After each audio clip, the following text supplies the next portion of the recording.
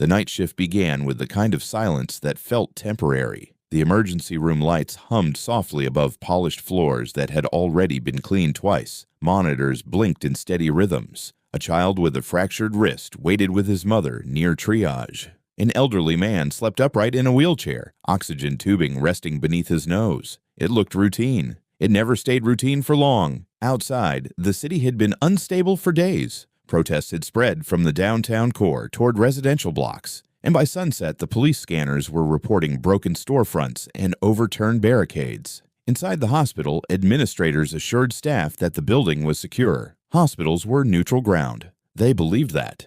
Most of them needed to. She stood at the nurse's station reviewing medication charts. Her badge still read orientation phase. Some of the senior nurses still called her rookie without malice. She did not correct them. She moved carefully, deliberately, checking dosages twice, adjusting IV flow rates with steady fingers. She spoke rarely, but when she did, her voice was level and specific. At 8:17 p.m., the first police officer came through the automatic doors. He had a shallow cut along his cheek and bruising forming beneath his collar. The injury pattern did not match a simple fall. She cleaned the wound and noticed fine powder residue on his uniform sleeve, concrete dust. That meant close contact with structural debris, not just crowd pushing. "How many blocks are active?" she asked quietly while applying sterile strips. "Too many," he replied, eyes tired but alert. "They're organized tonight." Organized. She nodded once and documented the injury with exact wording. She did not share the unease building in her chest. By 9 o'clock, 3 more officers arrived. One had a dislocated thumb. Another carried a broken radio clipped to his vest. The rookie nurse noticed something subtle. None of them were talking over each other. They were conserving breath. That meant sustained tension, not random chaos. She checked the ER's internal exits when no one was watching. She made sure the crash cart was unlocked but positioned away from the main doors. She adjusted nothing that would draw attention. She simply observed. The senior charge nurse dismissed the pattern. "It will pass," she said. "It always does." The rookie nurse did not argue. Instead, she walked the hallway toward the ambulance bay, under the pretense of restocking saline. The air outside carried a faint smell of smoke. Not thick, not close, but present. She listened. Sirens overlapped, then cut off abruptly. No cheering from crowds, no scattered shouting. Just a low hum that suggested movement in one direction, converging. Back inside, she returned to a trauma room and checked the oxygen tanks manually. Even though the digital readout showed full, she tightened one valve half a turn. The pediatric resident noticed her thoroughness and smiled politely. "You don't have to double-check everything," he said. She met his eyes for a moment. "I prefer to." She resumed charting. At 9:42 p.m., the hospital's overhead system crackled briefly, then went silent. It was minor, probably a wiring issue from increased electrical load. But she looked up immediately. She mapped exits in her mind. 2 primary corridors, 1 rear stairwell, 1 locked pharmacy door. She was not anxious, she was calculating. A stretcher rolled in carrying a young man with a head laceration, civilian, unconscious but breathing. Blood matted his hair. The paramedic's hands were shaking slightly as he transferred the patient. "Crowd surged," he muttered. He went down. They didn't stop. The rookie nurse pressed gauze against the wound and assessed pupil response. "Normal." She asked precise questions. Height of fall, estimated time unconscious, any blunt object involved. Her tone never rose. The paramedic looked at her more closely, as if trying to place something familiar in her composure. She finished securing the bandage and stepped back, scanning the room, counting staff. 6 inside the ER core, 2 security guards at the front desk, neither trained for riot containment. She inhaled once, slowly. She had learned long ago that escalation rarely announces itself with explosions. It begins with fractures, small, almost invisible shifts in pattern, radio chatter, injury types, smoke that does not belong. The senior charge nurse laughed at something on her phone, trying to keep morale intact. The rookie nurse did not interrupt. She adjusted her gloves and moved toward triage again, checking the external doors through the glass panel. In the reflection, she caught her own posture. Balanced, shoulders relaxed, weight slightly forward on the balls of her feet. Not nervous. Ready. Somewhere beyond the parking lot, a crowd sound rose and then abruptly cut off. Not dispersed. Redirected. She felt it before she understood it. The ER was no longer adjacent to the unrest. It was becoming part of its path. She walked back to the station and quietly asked the clerk to keep the main sliding doors set to manual override just in case. In case of what? He asked. She held his gaze a fraction longer than usual. In case timing matters.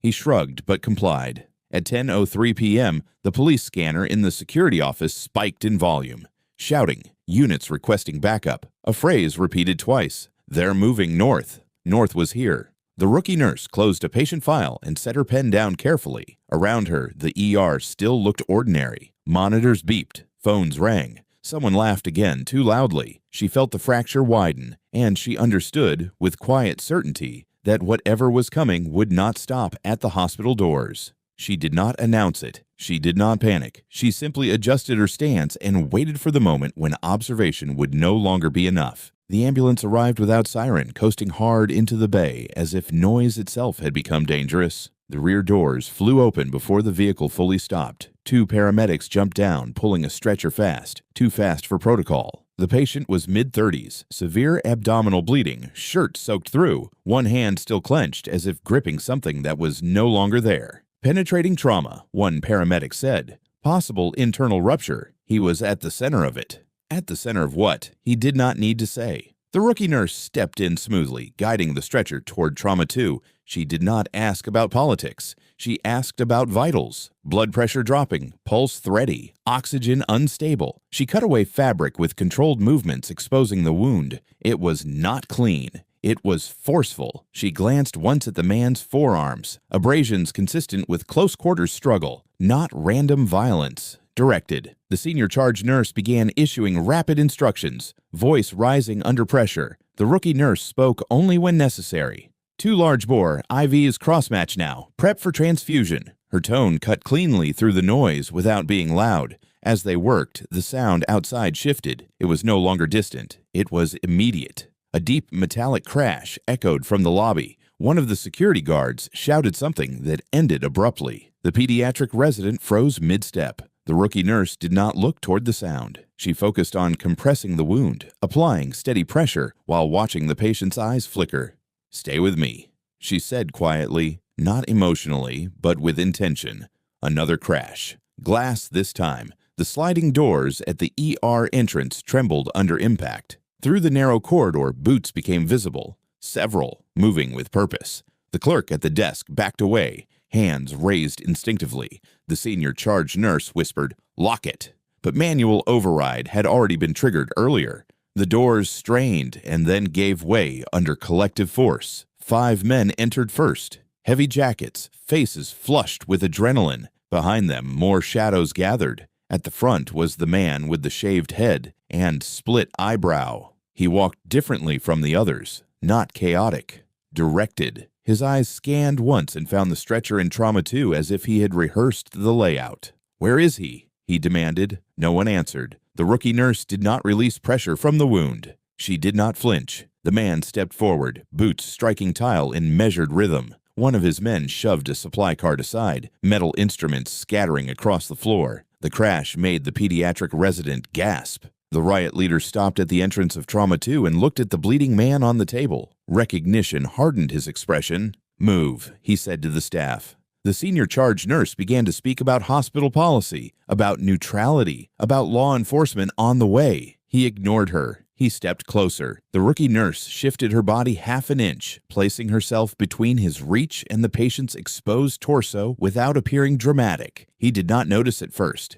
He reached forward, not with a weapon, but with intent, to grab, to pull, to finish. In that fraction of a second, she moved. Her hand left the compressing gauze only long enough to redirect his wrist with precise leverage. Not striking, redirecting. His momentum carried forward and downward, but his arm did not reach the patient. She rotated her shoulder slightly, aligning her center of gravity, and his balance broke just enough to halt him without throwing him to the ground. It was not theatrical. It was efficient. His eyes widened, not from pain, but from surprise. He had expected panic. He found structure instead. She maintained eye contact for the first time. Calm. Unblinking. "You will not touch him," she said, voice even. No insult. No threat. A statement of boundary. The room went silent except for the monitor beeping irregularly beside the bleeding man. One of the leader's men stepped forward aggressively, but she adjusted her stance subtly, placing the trauma bed as partial barrier. She assessed angles, distance, weight distribution. 5 inside. Unknown number outside. Security incapacitated. Police delayed. She did not need to see the clock to calculate how long they had. The riot leader slowly pulled his wrist back, testing her grip. She released it voluntarily, not as retreat, but as controlled disengagement. He studied her now. Badge still new. Uniform plain. No visible rank. "You think you can stop this?" he asked quietly. "I am stopping you," she replied. The difference in wording landed. He glanced at the patient, then back at her. Behind him, one of his men picked up a metal tray, gripping it like a weapon. She noticed the shift in posture before he moved. "Put it down," she said without raising her voice. Something in the tone made him hesitate. Not authority of volume, authority of certainty. The patient on the table coughed weakly, blood bubbling at the wound edge. The rookie nurse returned one hand to compression without breaking eye contact with the leader, multitasking without visible strain. "If he dies here," she said evenly, "it will not be because of me." The implication hung between them. Outside the trauma bay, hospital staff remained frozen, unsure whether to run or assist. The riot leader stepped closer again, but slower this time. He was recalculating. She saw it happen. She allowed him one step, then shifted just enough to signal that the next step would not be permitted. No flourish, no aggression, just a line drawn in posture. The fluorescent lights above hummed louder in the silence. Somewhere down the corridor, a child began to cry. The sound cut through the tension more sharply than shouting had. The riot leader's jaw tightened. His men waited for his cue. The rookie nurse held position, one hand stabilizing a dying man, the other free but ready. She did not look like a fighter. She looked like a nurse who had decided something could not pass. And, for the first time since entering the hospital, the riot leader did not advance. The silence did not break all at once. It thinned. One of the men near the doorway shifted his weight, uncertain whether to rush or retreat. The rookie nurse registered it immediately, the micro-movement of a heel lifting, the tightening of a jaw. She adjusted her angle half a step, placing the trauma monitor stand between that man and the patient without making it obvious. Her hand maintained pressure on the wound, fingers steady despite the blood soaking through gauze. "He needs surgery," she said evenly, not to the leader alone but to the room. "If you interfere now, you decide the outcome." The riot leader's eyes narrowed. He was not used to being spoken to without fear. "He made his choice outside," he replied. She did not argue morality. She did not defend the patient. "This is not outside," she answered. The distinction landed. Behind him, another crash echoed from the lobby as more protesters pressed against hospital security. The building vibrated faintly. She measured the distance to the rear corridor, 12 strides. The stairwell beyond it, another 20. If evacuation became necessary, the pediatric wing would be first priority. She cataloged it silently. The senior charge nurse stood frozen near the supply cabinet. The rookie nurse spoke without looking at her. "Call the operating room. Tell them we are coming, whether the hall is clear or not." The charge nurse blinked, then moved, grateful for instruction. It was not insubordination. It was leadership by necessity. The riot leader noticed the shift. "No one moves him," he said sharply. His voice carried authority built from intimidation. She responded with stillness. "You do not want him dead here," she said quietly. It was not a threat. It was an assessment. Dead inside the hospital meant escalation beyond control. He knew that. She saw the calculation in his eyes. He was angry, but not reckless. That distinction mattered. One of his men stepped closer again, raising the metal tray as if to force compliance. She rotated slightly, using the edge of the trauma bed to narrow his path. "Put it down," she repeated. This time she did not look at him. She looked at the leader. Authority recognizes hierarchy. The man hesitated and lowered the tray, unsettled by the dynamic he did not understand. The rookie nurse's movements were economical. When she reached for a fresh compress, she did so without exposing her centerline. When she adjusted the IV flow, she kept her peripheral vision on the doorway. She was not performing strength. She was managing space. "You're not security," the leader said, studying her stance more carefully now. "No," she replied. Nothing more. A stretcher rattled somewhere in the hallway as another patient was rushed away from the front entrance. The sound of chanting outside grew louder, then fractured into scattered shouts. Police sirens approached but did not arrive. Time stretched. The patient on the table began to slip, pulse weakening. She leaned closer, speaking softly to him while pressing harder against the wound. Her forearm muscles tightened but did not shake. "Stay awake," she murmured. The leader watched the interaction. Something in it complicated his anger. She was not shielding the man out of loyalty. She was doing her job with absolute focus. That steadiness unsettled him more than confrontation would have. "You think this place protects him?" he asked. She met his eyes again. "This place protects everyone." The answer was simple, but the conviction beneath it was not naive. It was structured. One of the men near the entrance whispered urgently to the leader, glancing back toward the lobby where flashing lights were now visible through broken glass. The riot was no longer fully contained outside. The hospital had become a boundary. The leader's control depended on momentum. She was slowing it deliberately. The rookie nurse nodded once toward the corridor. "You have minutes," she said calmly. "If you stay, you escalate beyond your own control." She was not pleading. She was informing. He studied her posture again. The balance, the measured breathing, the absence of tremor. This was not a civilian bluffing courage. This was someone accustomed to holding ground under pressure. He stepped closer, lowering his voice. "Who trained you?" It was almost curiosity. She did not answer. Instead, she reached for a portable monitor and clipped it into place with efficient precision, as if the question had no relevance. Silence became her shield.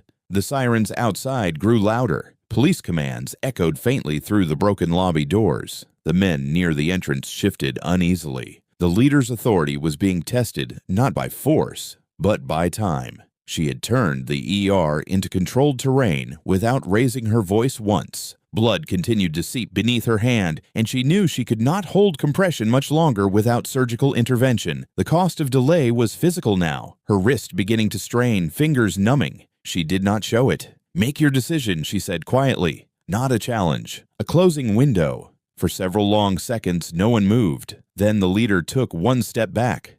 Not surrender, recalculation. The room exhaled almost imperceptibly. She did not relax. Tactical containment was fragile. She had bought time, nothing more, and time in this room was measured in heartbeats. The leader's single step backward did not end the danger. It compressed it. His men shifted, uncertain, scanning the corridor as the echo of police commands grew closer from the shattered lobby. The rookie nurse felt the change immediately. When control begins to slip from a group like this, someone tries to seize it back. She did not look at the doorway. She watched hands. One of the men near the hall turned abruptly and grabbed the nearest leverage he could find. A teenage boy sitting in a wheelchair with a splinted ankle pulled halfway into the corridor during the confusion. The boy gasped as the man yanked him upright, forearm locking across his throat. The room fractured again. The senior charge nurse cried out. The pediatric resident froze. The leader swore under his breath, anger flashing across his face, not at the hostage, but at the loss of discipline.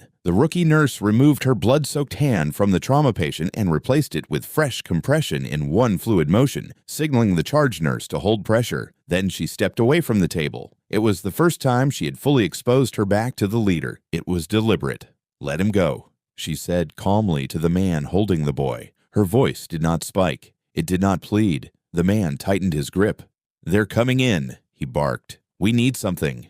The boy's breathing turned shallow, eyes wide with fear. The rookie nurse assessed distance. 6 steps to contact. The man's stance was unstable, adrenaline high, elbow too elevated. If she rushed, he might panic and apply lethal force. If she waited, the police would breach and chaos would multiply. She chose the narrower path. She walked forward slowly, palms visible, posture neutral. "You do not need him," she said. The leader snapped, "Stand down." But his command no longer carried clean authority. The man's eyes darted between siren lights and the approaching officers outside. The rookie nurse stopped 2 steps away, close enough to act, far enough to avoid triggering reflex. "Listen to me," she said quietly, directing her words not at his rage, but at his fear. "If you harm him, there is no exit for you." It was not a moral argument. It was structural truth. The man's grip faltered slightly. She saw it. In that fraction of distraction, she shifted her weight forward, one foot sliding just enough to anchor her center. Her hand rose, not to strike, but to secure his wrist at the precise tendon junction where strength collapses under pressure. Her other hand stabilized the boy's shoulder, guiding him downward and out. The movement was controlled, contained, efficient. The man stumbled forward as his leverage failed, forced to release to avoid tearing his own joint. She did not throw him. She redirected him into the wall, pinning his forearm long enough to establish space, then stepped back immediately, disengaging before escalation could spiral. The boy fell against the charge nurse, shaking but unharmed. The leader stared at her now without pretense. Recognition had replaced suspicion. This was not instinct. It was training, refined under consequence. Police boots thundered closer down the main corridor. A voice shouted for everyone to get down. The men near the entrance hesitated, torn between flight and fight. The rookie nurse did not raise her hands in surrender. She turned toward the leader instead. For a brief second, the two stood in direct line of sight. "It ends here," she said quietly. No anger, no triumph. He looked at his man on the floor, at the released boy, at the trauma patient bleeding out behind her. Something in the structure of the room had shifted beyond his control. He lifted his hands slowly, signaling his group to stand down. The police entered with weapons drawn, voices commanding compliance. Officers secured the men swiftly, forcing them to their knees. The rookie nurse stepped back only when the space was physically taken from her. As the adrenaline drained from the room, her body registered the cost. Her wrist trembled slightly from sustained compression. A thin line of blood ran down her forearm where the earlier struggle had reopened a small cut. She ignored it. Instead, she turned immediately back to the trauma patient. "Move," she told the officers blocking the path, not aggressively, but with urgency. "He goes now." The authority in her tone cut through the chaos more effectively than the shouted commands had. The officers parted instinctively. As they rushed the stretcher toward the operating room, one officer paused, looking at her stance, at the precision in her movements. He studied her for half a second longer than necessary, as if trying to place a memory. She did not acknowledge him. She was already walking beside the stretcher, hand steady on the IV pole, focused only on the fading pulse beneath the monitor's rhythm. Behind her, the riot leader was lifted to his feet in restraints. He did not resist. As he was escorted past her, he slowed briefly. Their eyes met once more. There was no apology, no gratitude, only a quiet understanding that the line he had tried to cross had not broken, and that it had not broken because of force alone. It had held because she refused to let it move. When the stretcher disappeared through the operating room doors, the noise began to settle into fragments instead of waves. Police radios crackled in controlled bursts. Officers moved methodically through the ER, documenting damage, securing statements, checking for secondary threats that no longer existed. The broken glass near the entrance had already been cordoned off with bright tape. The fluorescent lights hummed again, as if nothing had happened. The rookie nurse stood at the scrub sink outside the OR, washing blood from her hands with slow precision. The water ran pink for several seconds before clearing. Her wrist throbbed where she had applied torques. She flexed it once beneath the stream, testing range of motion. Functional. Bruised, but intact. The charge nurse approached her carefully, voice unsteady. How did you... She did not finish the question. The rookie nurse dried her hands and met her eyes briefly. "We still have patients," she said quietly. It was not dismissal. It was redirection. Inside the ER, the teenage boy sat wrapped in a blanket, ankle still splinted, staring at the floor. She knelt in front of him, checking his pulse with steady fingers. "You are safe," she told him evenly. No dramatics. He nodded slowly. Across the room, officers were lifting the riot leader to escort him out. His face was calmer now. The anger burned off into something more reflective. As he passed her, he paused again. The officer guiding him tightened his grip, expecting resistance. None came. The leader looked at her wrist, at the faint swelling already forming, then back at her face. He gave a small, almost imperceptible nod. Not gratitude, recognition. Then he was moved forward, boots echoing down the corridor. One of the senior officers remained behind to take formal statements. He was older, composed, observant. He listened as staff described what had happened in overlapping voices, how she had stepped in, how she had stopped them, how she had moved like someone trained for more than hospital protocol. The officer's gaze settled on her posture while she adjusted a monitor in the background. Balanced. Economical. He approached without raising attention. "Ma'am," he said quietly, "we may need your account." She nodded once. In a small consultation room, she recounted events in chronological order. No embellishment, no commentary on motive. She described angles, timing, verbal exchanges. When he asked how she managed to disarm the man without escalating force, she answered simply, "I controlled the joint and redirected momentum." He studied her for a moment longer. "Have you had prior tactical training?" The question hung in the air, neutral but precise. She held his gaze without defiance. "I've had training," she said. Nothing more. He considered pressing further, then closed his notebook. "Understood." There was a shift in his tone, subtle respect, unspoken acknowledgement. He did not ask for documentation. He did not need to. Back in the ER, maintenance crews began replacing shattered glass. The pediatric resident moved more slowly now, replaying the events in his mind. The charge nurse placed a hand briefly on the rookie's shoulder. "You saved more than one life tonight," she said softly. The rookie nurse did not respond to the praise. She glanced instead toward the operating room doors. A surgeon stepped out at last, removing his mask. "He's stable," he announced. The words carried through the corridor like a quiet release. She inhaled once, controlled and deep. Then she nodded and turned away before anyone could attach the outcome to her actions. Later, in the dim light of the staff locker room, she sat alone on the bench and carefully unwound the elastic bandage from her wrist. A deep bruise had formed along the joint line. She rotated it slowly, measuring pain tolerance. Acceptable. From the inner pocket of her bag, she removed a small, worn identification tag attached to a thin chain. The metal was scratched from years of use. No one here had seen it before. She held it in her palm for a moment, thumb tracing the engraved edges, then slipped it back into the pocket without ceremony. The hospital intercom announced the resumption of standard intake procedures. Another ambulance would arrive soon. Another fracture in the night would need stitching. She stood, straightened her uniform, and stepped back into the corridor as if the evening had been routine. In the ER, staff were still speaking in hushed tones about what they had witnessed. Some glanced at her with new understanding. Others avoided looking directly, unsettled by the realization that they had underestimated the quietest person in the room. She did not correct them. She returned to the nurse's station, picked up a chart, and resumed her work with the same measured movements as before. Outside, the city continued to echo faintly with distant sirens, but inside the hospital, the rhythm stabilized. Monitors beeped. Shoes moved across polished floors. Life persisted. She remained what her badge said she was, a rookie nurse, and nothing more.